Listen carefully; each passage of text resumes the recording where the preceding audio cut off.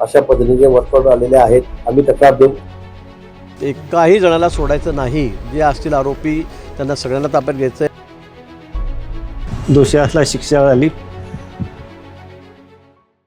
कुंभमेळा घोटाळा, जामनेर कनेक्शन, महाजनांच्या नातेवाईकांना अटक, आणखी काही जण रडारवर.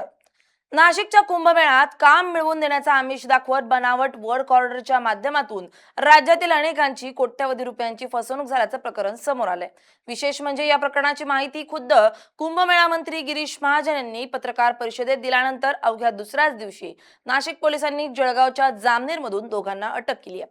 या प्रकरणात मंत्री गिरीश महाजन यांचा दूरचा नातेवाईक असल्याचं सांगितलं जाणारे तनय अनंत महाजन यांच्यासह नरेंद्र महाजन याला पोलिसांनी बेड्या ठोकल्यात. त्यानंतर पोलिसांनी पुन्हा जामनेरमध्ये सर्च ऑपरेशन राबवत 3 जणांना ताब्यात घेतलं असून 7 ते 8 संशयितांची चौकशी केल्याची माहिती समोर आली आहे. नेमकं हे रॅकेट किती मोठं आहे, जामनेरमध्ये या प्रकरणाचे धागेदोरे कसे पोहोचलेत आणि आणखी कोणकोणती मोठी नावं या प्रकरणात समोर येणार आहेत, पाहूया त्या विशेष रिपोर्ट. नमस्कार, मी स्नेहल चौधरी. आपण पाहत आहात LS खानदेश. नाशिकमध्ये होणाऱ्या कुंभमेळ्याच्या कामामध्ये कंत्राट मिळवून देतो असं सांगत बनावट वर्क ऑर्डर तयार करण्यात आल्या. नाशिक विभागीय आयुक्त प्रवीण गेडाम यांच्या स्वाक्षरीच्या बनावट वर्क ऑर्डर छापून त्याच्या आधारे अनेकांची फसवणूक करण्यात आल्याची माहिती खुद्द मंत्री गिरीश महाजन यांनी दिली होती. फसवणूक झालेल्या काही व्यक्तींनी आपली भेट घेतल्याचंही महाजन यांनी सांगितलं होतं. या प्रकरणात गुन्हा दाखल करून सखोल चौकशी करण्याची मागणी त्यांनी केली होती आणि तक्रारी कराव्यात.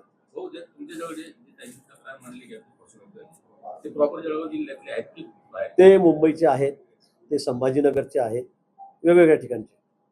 साधारण जे फसवणूक करणारे यांची काही पार्श्वभूमी लक्षात आली का? आता पोलिसांनी ताब्यात घेतल्यावरच ते कळेल सगळं काय काय त्याची पार्श्वभूमी काय आहे काय नाही. पण अतिशय सफाईदारपणे त्यांनी हे काम केलेलं आहे.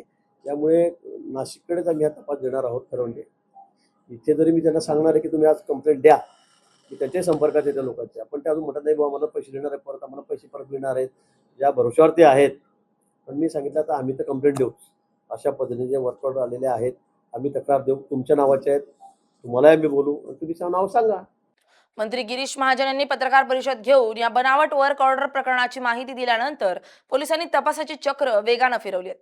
अवघ्या दुसऱ्याच दिवशी नाशिक पोलिसांनी मंत्री गिरीश महाजन यांचे जामनेर हे मूळचे कार्यक्षेत्र असलेल्या परिसरातून तनय अनंत महाजन आणि नरेंद्र महाजन या दोघांना अटक केली. तनय महाजन हा आपला दूरचा नातेवाईक असल्याचा खुलासा स्वतः गिरीश महाजन यांनी केलाय. मात्र नातेवाईक असो किंवा कुणीही असो, दोषी आढळल्यास कठोर कारवाई झाली पाहिजे अशी भूमिका त्यांनी घेतली. 2 जणांना कुंभमेळ्याच्या या खोट्या वर्कआउट देण्याच्या संदर्भामध्ये मीच माझ्याकडे लोक आले होते की अशी ऑर्डर मला मिळालेली आहे आणि त्या संदर्भामध्ये मीच CPंनाही सांगितलं आहे. मुख्यमंत्री मोदीच्या कानावर मी परवाच मिटिंगच्या दिवशीच कुंभमेळ्याची बैठक होती त्या दिवशी हा विषय घातलेला आहे.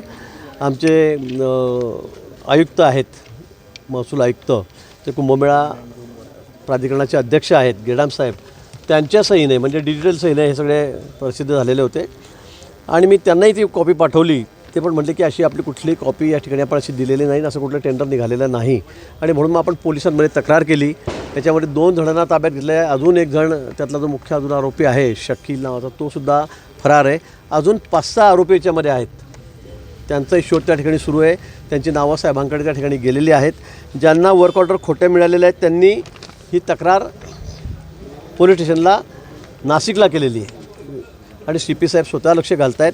त्यात एकाही जणाला सोडायचं नाही. जे असतील आरोपी त्यांना सगळ्यांना ताब्यात घ्यायचं आहे. ज्यांनी हा गंभीर गुन्हा आहे, 100 कोटीच्या 150 कोटी रुपयाच्या बोगस वर्क ऑर्डर या त्या ठिकाणी छापून, घरी छापून त्या ठिकाणी दिलेल्या आहेत. दरम्यान मुलगा तनय महाजन याला अटक झाल्यानंतर त्याचे वडील अनंत महाजन यांनी या घटनेवर प्रतिक्रिया दिली आहे. आपल्याला या प्रकरणाची कोणतीही माहिती नव्हती, कोणीतरी अडकवलं असावं असा दावा त्यांनी केलाय. मात्र तपासात तो दोषी आढळल्यास त्याला शिक्षा झाली पाहिजे अशी भूमिकाही त्यांनी व्यक्त केली आहे. असं करू शकतो असं वाटतं तुम्हाला? एवढं नाही करू शकतो तसं वाटतही नाही. जामनेरमधला अजून एक नरेंद्र महाजन म्हणून त्याला अटक केली आहे. हो. त्याचं काय मित्र होते काय दोघं काय? तेही माहीत नाही मला. अच्छा, म्हणजे ते माझ्या घरापर्यंत कोणी आले नाही. बाहेर कोण मित्र आहे ते आयडिया नाही. अच्छा. त्याचा पोरगा याचा मित्र होता हे माहिती होतं. ते कुठे राहतात? ते मला आयडिया नाही बा. ते कुठं राहतो तेही माहीत नाही. मनस्ताप होतोय तुम्हाला? खूप मनस्ताप होतो आहे. समजलं का? काय करणार आपण सामान्य माणूस. आपलं जेवढं आहे तेवढ्यात समाधानी. आणि त्याच्यामध्ये हे असं होणं म्हणजे आपली इज्जत जायचा प्रकार झाला ना. हा म्हणजे खरंच जर तो दोषी असेल शिक्षा व्हावी असं वाटतंय तुम्हाला? आनंदाने दोषी असला शिक्षा झाली, त्याच्या कर्माचे भोग आहे ते मी काय सांगणार तुम्हाला आता. कुंभमेळा हा श्रद्धेचा आणि आस्थेचा विषय. मात्र याच कुंभमेळ्याच्या कामांच्या नावाखाली फसवणूक होत असेल तर दोषींवर कठोर कारवाई झाली पाहिजे अशी मागणी मंत्री गुलाबराव पाटील यांनी केली आहे.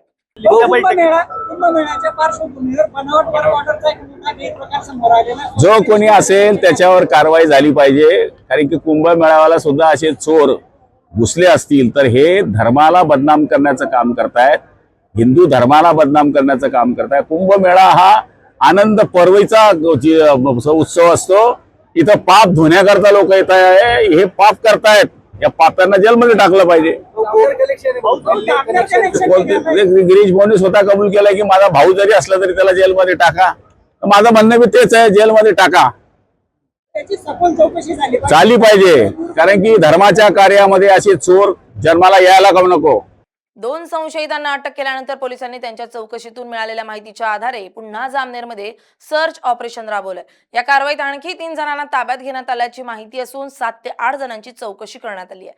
संशयितांच्या घरांची झाडाझडतीही पोलिसांनी घेतल्याचं समोर आलंय. यामुळे बनावट वर्क ऑर्डरच्या या प्रकरणाचे धागेदोरे आता जामनेरमध्ये खोलवर रुजले असल्याचंही चित्र आहे. विशेष म्हणजे या प्रकरणात जामनेरमधील काही तरुणांचा सहभाग आज समोर आल्यानंतर नाशिक पोलिसांनी जामनेरवर विशेष लक्ष केंद्रित केलंय. मंत्री गिरीश महाजन यांचा नातेवाईक, त्यांचे समर्थक आणि स्थानिक नागरिकांचा या प्रकरणात सहभाग असल्याच्या चर्चेमुळे राजकीय वर्तुळातही खळबळ उडाली आहे. विरोधकांकडून या मुद्द्यावरून महाजन यांच्यावर टीका केली जात असली तरी स्वतः महाजन यांनीच दोषी व्यक्ती कोणत्याही पक्षाची किंवा नातेसंबंधातली असली तरी कठोर कारवाई झाली पाहिजे अशी भूमिका घेतली आहे. या प्रकरणाचा आर्थिक व्यवहारही आता पोलिसांच्या तपासाच्या केंद्रस्थानी आहे. माजी नगरसेवक, ठेकेदार आणि काही तरुणांच्या बँक खात्यांमध्ये फसवणुकीच्या रकमेतून पैसे जमा झाल्याची माहिती तपासातून समोर आल्याचं सांगितलं जात आहे. तर फसवणुकीतून मिळालेल्या पैशांची सोन्यामध्ये गुंतवणूक करण्यात आल्याची माहितीही सूत्रांकडून मिळते. मात्र या सर्व बाबींची अधिकृत पुष्टी तपास पूर्ण झाल्यानंतर स्पष्ट होणार आहे. कुंभमेळ्याच्या नावाखाली बनावट वर्क ऑर्डर तयार करून कोट्यवधी रुपयांची फसवणूक झाल्याचा आरोप असून मंत्री गिरीश महाजन यांच्या पत्रकार परिषदेनंतर तपासाची चक्र फिरली आहेत. नाशिक पोलिसांनी जामनेरमध्ये कारवाई करत 2 जणांना अटक केली. त्यानंतर पुन्हा सर्च ऑपरेशन, 3 जण ताब्यात तर अनेक संशयितांची चौकशी. आता या रॅकेटमध्ये आणखी कोणाकोणाचा सहभाग आहे, फसवणुकीची रक्कम नेमकी किती आहे, बनावट वर्क ऑर्डर कुठे तयार करण्यात आल्या आणि या संपूर्ण प्रकरणामागे आणखी कोणत्या मोठ्या व्यक्तींचा सहभाग आहे, या सर्व प्रश्नांची उत्तरं नाशिक पोलिसांच्या तपासातून समोर येणार आहेत. कुंभमेळ्याच्या नावाखाली या कथित फसवणूक प्रकरणात पुढे आणखी कोणते धक्कादायक खुलासे होतात याकडे आता संपूर्ण राज्याचं लक्ष लागलंय. जितेंद्र कोतवाल, LS खानदेश, जळगाव.